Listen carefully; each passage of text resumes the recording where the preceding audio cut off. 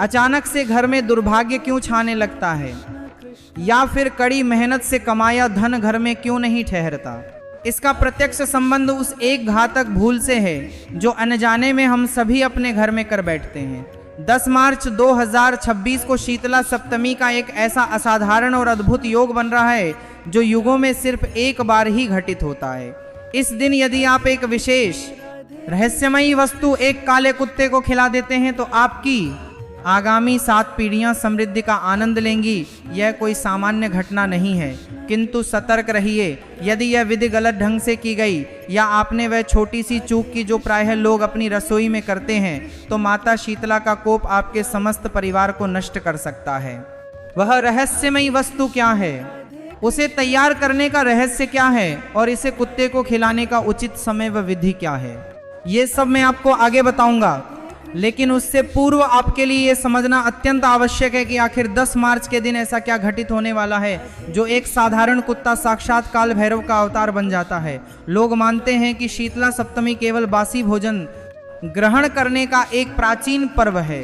बिल्कुल गलत। यह जीवन और मृत्यु के मध्य का वह रहस्यपूर्ण दिवस है जब समस्त ब्रह्मांड की शक्ति एकाएक परिवर्तित हो जाती है। इस बार 10 मार्च 2026 को जो ग्रहों की स्थिति बन रही है वो सीधे हमारे पूर्वजों की शांति और पूर्व जन्म के कर्मों से जुड़ी है। हाँ, आपने बिल्कुल ठीक सुना, जुड़ी है। आपके घर की रसोई में ही वह एक चमत्कारी वस्तु छिपी हुई है जो आपको रातों रात धनवान बना सकती है। लेकिन 90% लोग एक ऐसी घोर त्रुटि करते हैं जिससे उनका समस्त वंश दरिद्रता और रोगों की ज्वाला में जलता रहता है। वह त्रुटि क्या है? आप भी शायद वही त्रुटि अपनी रसोई में प्रतिदिन करते होंगे। उस त्रुटि को गहराई से जानने के बाद ही आप उस रहस्यमयी वस्तु का वास्तविक चमत्कार देख सकेंगे। प्राचीन युग की एक अत्यंत रहस्यपूर्ण कथा है।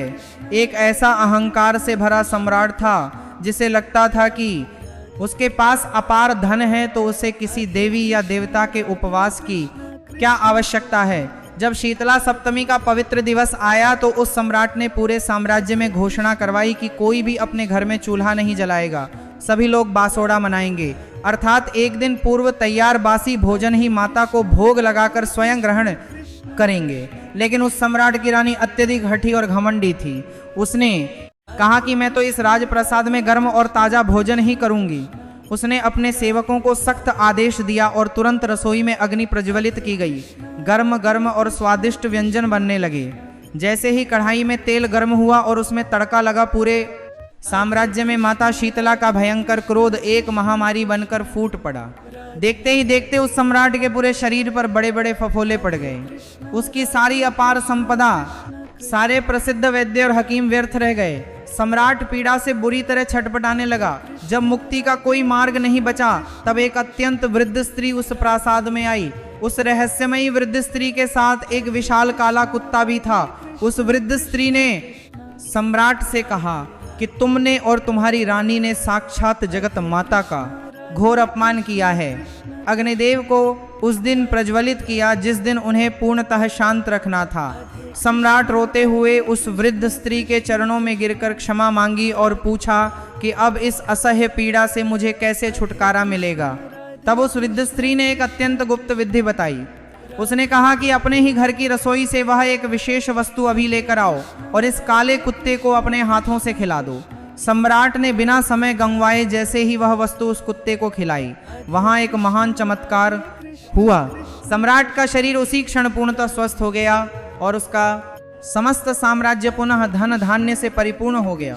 अब आप सोच रहे होंगे कि वह रहस्यमयी वृद्ध स्त्री आखिर कौन थी। वह कोई और नहीं बल्कि स्वयं माता शीतला थी और वह काला कुत्ता साक्षात काल भैरव का रूप था। तो आखिर कुत्ता ही क्यों? क्या आपने कभी एकांत में बैठकर यह विचार किया है? हमारे प्राचीन ग्रंथों और तंत्र ज्ञान के अनुसार कुत्ता एक ऐसा रहस्यपूर्ण जीव है जो उन अदृश्य ऊर्जाओं को सरलता से देख सकता है जो हमारी साधारण नेत्रों से कभी नहीं दिखती। जब आप किसी कुत्ते को भोजन देते हैं तो वह भोजन सीधा यमराज और काल भैरव बाबा तक पहुंचता है। लेकिन हर दिवस और हर वस्तु खिलाने से यह चमत्कार नहीं होता। 10 मार्च को जब आप माता शीतला की पूजा करेंगे तो उस पूजा की थाली में एक ऐसा गहन रहस्य छिपा होगा जो आपके वर्षों से निष्क्रिय भाग्य को सदा के लिए जागृत कर सकता है। हम प्रायः मंदिरों में जाते हैं, पूजा करते हैं, जल अर्पित करते हैं और वापस घर लौट आते हैं, लेकिन हम ये सबसे बड़ी बात भूल जाते हैं कि भैरव बाबा के बिना कोई भी शक्ति पूर्णतः सक्रिय नहीं होती।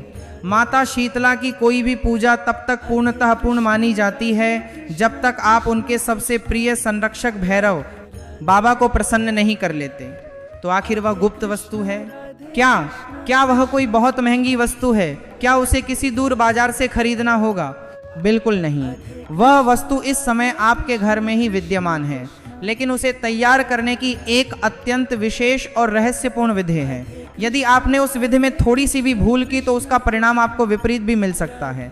इसलिए मेरी प्रत्येक बात को अत्यंत विधि के मेले के सार पर्दे के समकितर में ध्यान से सुनिए और समझिए।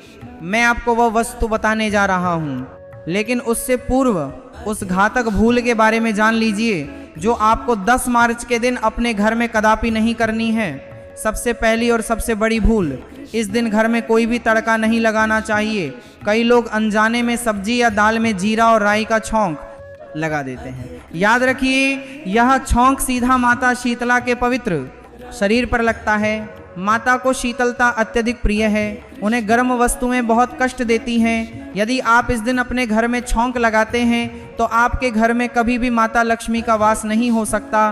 भयानक रोग आपके घर का मार्ग सदा के लिए जान लेंगे। दूसरी बड़ी भूल, इस दिन किसी भी निर्धन असहाय व्यक्ति या किसी भी पशु का अपमान कदापि नहीं करना है। यदि कोई आपके द्वार पर भोजन मांगने आए तो उसे कभी खाली हाथ न जाने दें। क्या पता किस रूप में माता स्वयं आपकी परीक्षा ले रही हो। अब हम आते हैं उस सबसे बड़े रहस्य पर जिसका आपको अत्यधिक उत्सुकता से प्रतीक्षा है।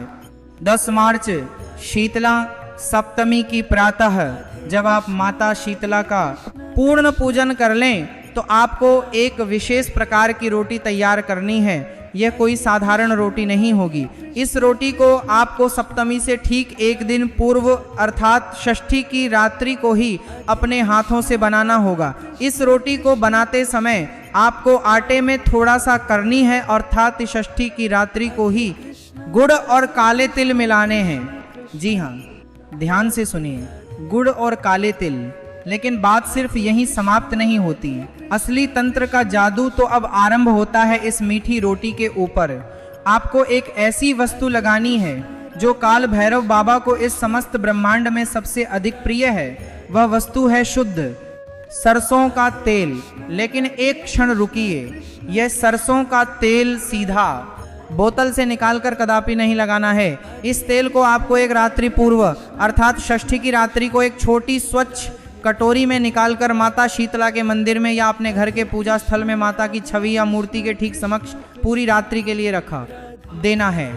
इसके साथ ही आपको एक चुटकी लाल सिंदूर भी वहीं निकट रखना है। पूरी रात्रि माता की वह दिव्य शक्ति उस कटोरी के तेल में समाहित हो जाएगी।